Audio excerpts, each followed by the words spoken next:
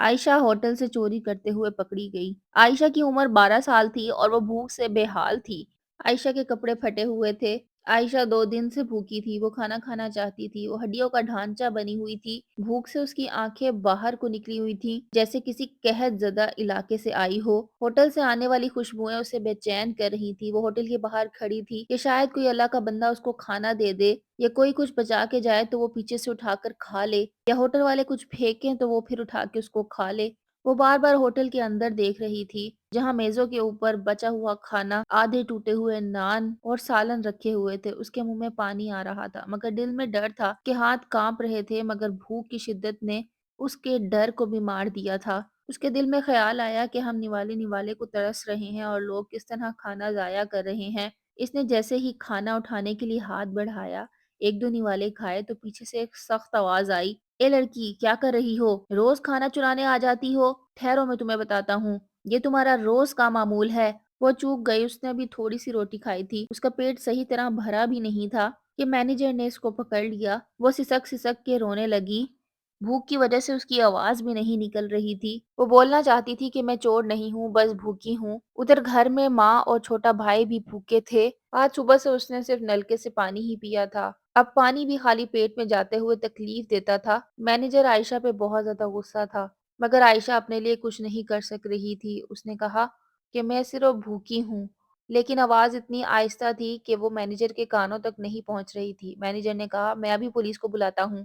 عائشہ اور بھی زیادہ ڈر گئی۔ اسی لمحے ایک شخص ہوٹل کے اندر داخل ہوا۔ جب اس نے یہ منظر دیکھا تو وہ وہیں رک گیا اور مینیجر سے دریافت کیا کہ یہاں کیا ہوا ہے۔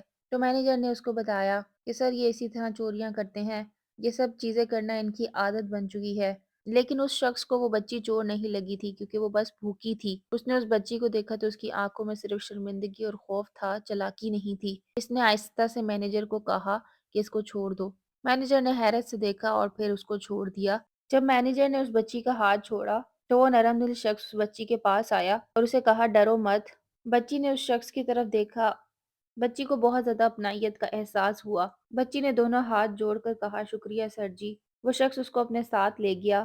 اس شخص کا نام زاہد تھا جو کہ بہت زیادہ رحم دل انسان تھا۔ اس نے اسی ہوٹل میں بٹھا کر اس بچی کو کھانا کھلایا۔ بچی نے پیٹ بھر کر کھانا کھایا۔ وہ بچی کھانا کھا رہی تھی اور ساتھ اس کے آنسو بھی بہہ رہے تھے۔ زاہد صاحب بس خاموشی سے اس بچی کو دیکھ رہے تھے۔ بچی نے ٹوٹے پھوٹے الفاظ میں اپنی حقیقت زاہد صاحب کو بتائی۔ زاہد صاحب ایک ہمدرد انسان تھے۔ پیسے نے بھی ان کا دل سخت نہیں کیا تھا کیونکہ وہ خود بھی ایک غریب گھر سے تعلق رکھتے تھے، اسی لیے انہیں اس بچی کی بھوک کا احساس تھا۔ انہیں احساس تھا کہ بھوک کتنی ظالم چیز ہے۔ جب بچی نے کھانا کھا لیا تو زاہد صاحب نے کہا کہ اس کو اس کے گھر کے لیے بھی یہ کھانا پیک کر دو۔ پھر زاہد صاحب نے اسے کہا کہ آپ مجھے کل دوپہر کو اسی ہوٹل کے سامنے ملنا، میں آپ کے لیے بہت اچھا بندوبست کر دوں گا۔ بچی نے خوشی خوشی سر ہلایا۔ بچی کا پیٹ بھر چکا تھا، اس کے چہرے پہ مسکراہٹ تھی۔ اگلے دن وہ زاہد صاحب کے پہنچنے سے پہلے ہی اپنے ماں اور بھائی کے ساتھ وہاں کھڑی تھی۔ جب زاہد صاحب اپنی گاڑی سے اترے اور بچی کے قریب آئے تو ماں نے کہا کیا یہ وہی انسان ہے جنہوں نے تمہیں کھانا دیا تھا؟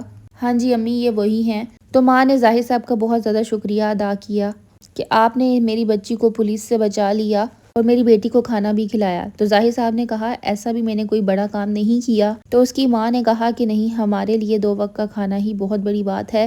زاہد صاحب نے کہا میں چاہوں تو آپ لوگوں کو راشن دے سکتا ہوں یا کچھ پیسے دے سکتا ہوں، لیکن وہ پیسے ختم ہو جائیں گے، راشن بھی ختم ہو جائے گا۔ میں چاہتا ہوں کہ یہ بچی اپنے پیروں پر کھڑی ہو۔ میں اس بچی کو کوئی کام دلانا چاہتا ہوں، پھر اسے کسی کے آگے بھی ہاتھ پھیلانے کی ضرورت نہیں پڑے گی۔ بچی کی ماں بہت زیادہ خوش ہو گئی۔ پھر زاہد صاحب ان کو ایک اسٹیشنری کی دکان پہ لے گئے۔ وہ دکان بہت چھوٹی سی تھی لیکن اس کے اندر ضرورت کی ہر چیز موجود تھی، پینسل، کاپیاں، کتابیں، ہر چیز پہلے سے رکھی ہوئی تھی۔ بچی اور اس کی ماں دکان کو دیکھ کے حیران رہ گئے۔ پھر زاہد صاحب نے کہا آج سے یہ دکان تمہاری ہے۔ زاہد صاحب نے بچی کو کہا کہ تم مجھ سے وعدہ کرو کہ آج کے بعد کسی کے آگے ہاتھ نہیں پھیلاؤ گی، نہ ہی چوری کرو گی، اس دکان پر محنت کرو گی اور اپنے پیسے کماؤ گی اور کسی اچھے مقام پر پہنچ جاؤ گی۔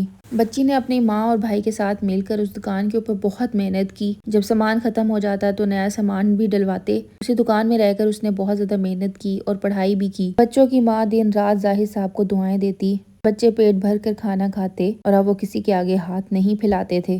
وقت کا سفر تیزی سے گزر رہا تھا۔ زندگی کی بساط پر 30 سال کا طویل عرصہ گزر چکا تھا۔ زاہد صاحب کی صحت دن بدن خراب رہنے لگی تھی۔ شہر کے بیسٹ ڈاکٹرز ان کا علاج کر رہے تھے، مگر تندرستی نے ساتھ چھوڑ دیا تھا۔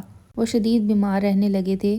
بیمار رہ کر وہ بستر سے لگ گئے تھے۔ مہنگے سے مہنگے ترین ہسپتال میں ان کو لے جایا جاتا اور ان کا علاج کیا جاتا۔ زاہد صاحب کے گھر والوں کو کسی بھی انہونی ہونے کا مشورہ دے دیا گیا تھا کہ وہ ہر قسم کی سچویشن کے لیے تیار رہیں۔ زاہد صاحب کے بیٹوں نے آخری امید پر ایک ایسے ڈاکٹر سے مشورہ کیا جو کہ شہر کا بہترین ڈاکٹر تھا۔ اس کی قابلیت دنیا بھر میں جانی جاتی تھی۔ وہ ڈاکٹر اپنی تمام مصروفیات چھوڑ کر برے بزنس مین کے کیس میں انوالو ہو گیا۔ ہسپتال آ گیا۔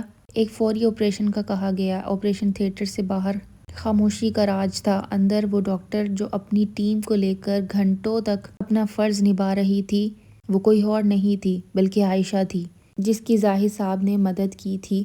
عائشہ نے زاہد صاحب کو فوراً پہچان لیا تھا اور ان کی مدد کے لیے تیار ہو گئی تھی۔ آپریشن سکسیسفل ہوا۔ کئی گھنٹوں بعد زاہد صاحب کو ہوش آیا۔ عائشہ خیریت پوچھنے کے لیے زاہد صاحب کے پاس آئی۔ اس نے منہ پہ ماسک لگایا ہوا تھا۔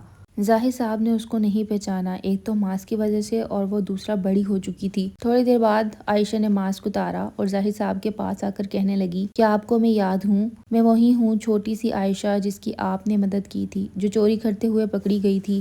آپ کی مجھ پہ بہت زیادہ احسانات ہیں۔ آج مجھے آپ کی خدمت کر کے بہت اچھا لگ رہا ہے۔ میری ماں آج تک آپ کو بہت دعائیں دیتی ہے۔ اگر آپ اس وقت ہمارا ہاتھ نہ پکڑتے تو شاید ہمارے حالات کبھی بھی ٹھیک نہ ہوتے۔ عائشہ نے کہا، میرا بھائی بھی آپ سے ملنا چاہتا ہے۔ آج وہ بھی پڑھ لکھ کر ایک کامیاب انسان بن چکا ہے۔ میں اسے ہمیشہ ہدایت کرتی ہوں کہ دوسروں کی مدد کرنا۔ آپ نے اس وقت ہماری صرف مدد ہی نہیں کی تھی بلکہ ایک سبق بھی دیا تھا۔ آج میں اس مقام پر صرف آپ ہی کی وجہ سے ہوں۔ زاہد صاحب کے بیٹے بھی یہ ساری باتیں سن رہے تھے۔ انہوں نے اپنے باپ پر بہت زیادہ فخر کیا۔ زاہد صاحب نے اپنی طرف سے بہت ہی چھوٹی نیکی کی تھی، لیکن ان کی وہ نیکی عائشہ اور اس کے بھائی کی زندگی کو سنوارنے میں مددگار ثابت ہوئی۔ اگر آپ کے ارد گرد بھی بھوکے لوگ ہیں تو ان کی مدد کریں، اپنے آنے والے وقت کے لیے سامان کریں، کیونکہ یہی نیکیاں ایک دن آپ کے بہت کام آئیں گی۔ اگر آپ کو یہ ویڈیو پسند آئی ہے تو آپ اپنی کوئی بھی کہانی مجھ سے شیئر کر سکتے ہیں۔ میں آپ کی کہانی کو اپنی ویڈیو میں ضرور شامل کروں گی۔ اس سے ہمیں یہ سبق ملتا ہے کہ دوسروں کی مدد کرنے کے لیے ہمیشہ ہاتھ بڑھانا چاہیے اور زندگی میں کبھی بھی دوسروں کی مدد سے نہیں گھبرانا چاہیے، کیونکہ جو دوسروں کی مدد کرتا ہے اللہ اس کی مدد کرتا ہے۔ اور مدد کرنے کے بعد دوسرے بندے سے یہ امید نہ رکھیں کہ وہ بھی سیم مدد کرے گا، بلکہ اپنا معاملہ اللہ پہ چھوڑ دیں۔ یہ سٹوریز زیادہ تر حقیقت پہ مبنی ہوتی ہیں۔ ایسی چھوٹی چھوٹی کہانیاں ہمیں یہ سبق دیتی ہیں کہ ہر انسان ہی دوسرے انسان کی مدد کے لیے آیا ہے۔ تو اپنے دل کو بڑا کریں اور دوسروں کی مدد کے لیے ہمیشہ ہاتھ بڑھاتے رہیں۔ جاتے جاتے آپ سب نے ایک کام ضرور کرنا ہے، میری ویڈیو کو لائک کرنا ہے اور چینل کو سبسکرائب بھی کرنا ہے، اور میں آپ لوگوں کے لیے ایسی دلچسپ کہانیاں مزید بھی لاتی رہوں گی۔ اور آپ کس قسم کی سٹوریز سننا چاہتے ہیں مجھے ضرور بتائیے گا۔